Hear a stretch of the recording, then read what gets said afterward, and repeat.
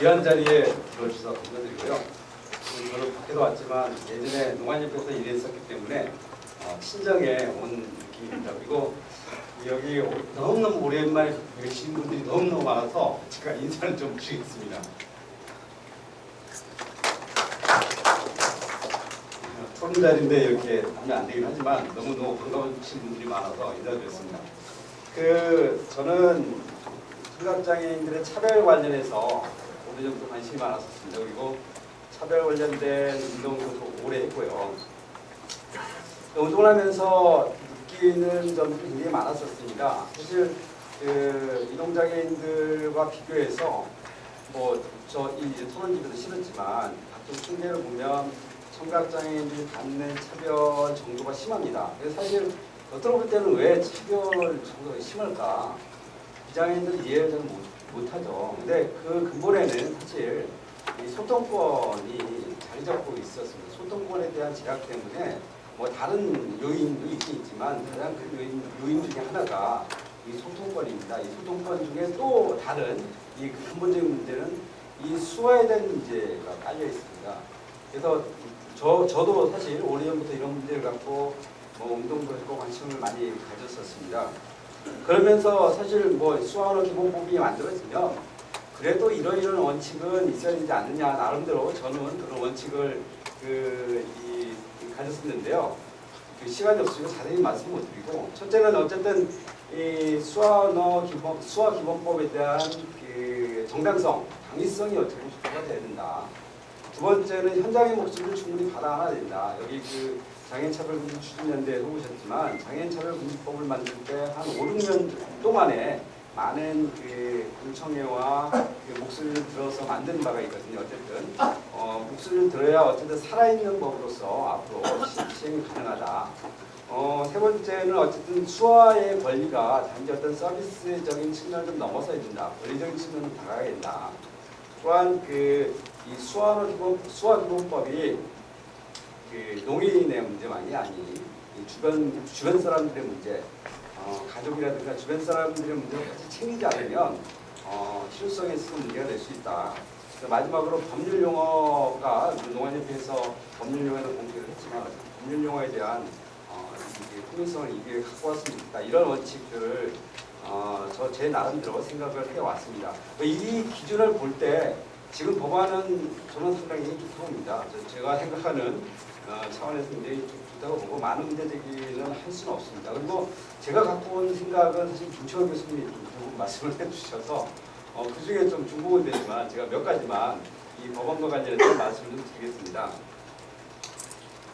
용어에 대한 일관성입니다. 아까도 지적하셨지만 농아인이라는 정의가 나왔는데 농사회, 농문화 이렇게 나오고 있고 수화라는 용어를 쓰면서 수어의 날 이런 이 법률 내부에 정리가 좀 안 되는 느낌이 들어서 정리가 좀 될 필요가 있다는 생각이 들고요. 두 번째는 자칫하면 이 법이요 불편해질 수가 있습니다. 왜 그러냐면 아까 우리 이승도 오신 강영 선생님도 말씀하셨지만 지금 실태 조사를 보면 수화 사용인구가 4.6%입니다. 근데 이 법의 목적을 보면 제1 언어로 사용하는 농인들이 맞춰져 있습니다. 그럼 과연 아까 강경 선생님께서 잠재적 수화 사용자가 30만이 넘을 거다 그러는데 제1 언어로 수화를 사용하는 인구는 극히 소수일 수 있고 제2 언어, 보조 언어로서 수화를 쓰는 청각장애인 수가 오히려 더 많을 수 있습니다. 그러면 이거 어떻게 할 것인가?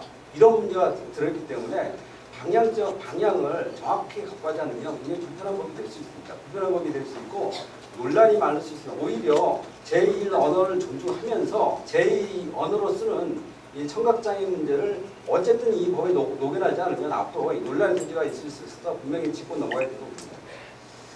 세 번째는 언어지위 확보인데요. 아까 김철 교수님도 강조하셨지만 저도 법적인 지위를 확보한 것만 갖고는 안 된다고 봅니다. 공용어로서의 지위를 확보하지 않는다면 수화가 단순히 그냥 청각장애인들만의 언어, 정부는 나름대로 여러 가지 정책을 쓰면서 비장애인과 농인과의 관계성을 고려해서 많이 연구도 하고 많은 그 사업을 하시겠지만 제한적일 수밖에 없다는 생각이 들어서 어쨌든 이 언어의 지위를 어쨌든 좀 강조를 할 수밖에 없습니다. 또한 그 표준화 이게 나왔는데요. 저희도 내부적으로 저희도 법안을 만들기 논의하면서 이 표준화 문제가 논란이 됐습니다.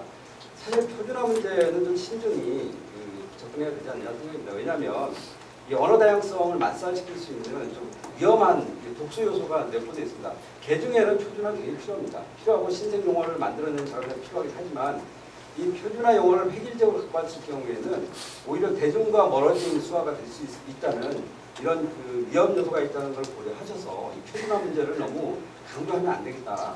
법안에서 강조하면 안 된다라는 걸 말씀을 드립니다. 그리고 저는 어쨌든 인권적인 측면에서 바라보기 때문에 권리적인 측면이 좀 취약하다. 나름대로 사회, 문화, 예술 권리가 보장돼야 된다라는 명시적인 문구가 있지만 권리 보장의 측면에서 좀 취약하다. 이런 부분들이 어쨌든 법에서 좀 더 보완이 돼야 되지 않을까라는 생각을 갖고 있습니다. 그리고 마지막으로요. 일본에서 추진됐던 법안이 있는데 그 법안에서의 좀 특징 중에 하나가 뭐냐면 교육에서 수화를 굉장히 강조하고 있습니다. 교육에서 수화.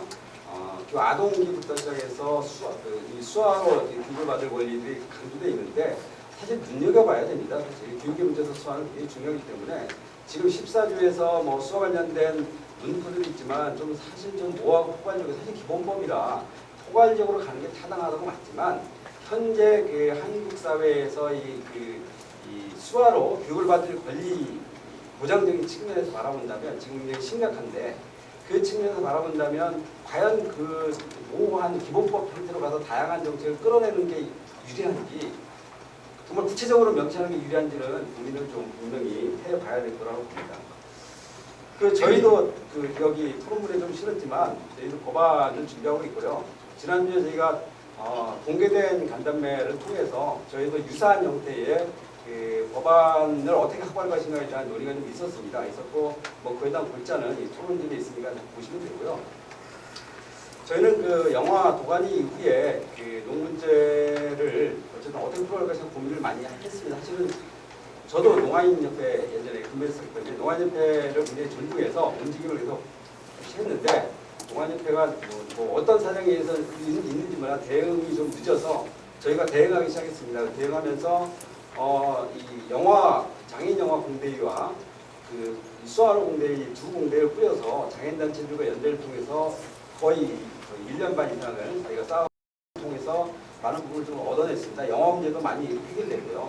그 다음에 농경 문제도 많은 부분을 해결되고 지금 저희는 또 저희 나름대로 국회를 통해서 이 수완화 기본법 제정 발의를 국회를 통해서 하고 있습니다. 저희도 하반기에 논의를 통해서 진행할 텐데 어쨌든 장애인의 문제, 특히 농아인의 문제는 이 소수자의 문제일 수밖에 없습니다. 상대적으로 절대적인 아닙니다. 상대적으로 소수자입니다. 소수자의 문제를 풀어감에 있어서 가장 중요한 것은 아까도 우리 최정진 부장님이 발제해서 운동적인 차원에서 접근했다고 하던데 소수자들의 움직임에서도 가장 중요한 것은 연대입니다. 그래서 가능하면 다양한 목소리를 통해서 다양한 법안이 올라와서 경쟁적으로 좋은 법안이 만들어지는 것도 좋기는 하지만 가능하면 앞으로 어쨌든 저희 운동도 그렇고 농아인협회 운동도 그렇고 앞으로 연대성을 좀 발휘해서 연대 정치로서 좀 같이 좀 가고 또한 지금 정부도 어쨌든 야심차게 준비를 하고 있는데 정부에도 힘을 실어주고 하는 방향으로 왔으면 좋겠다는 생각을 갖습니다. 이상입니다.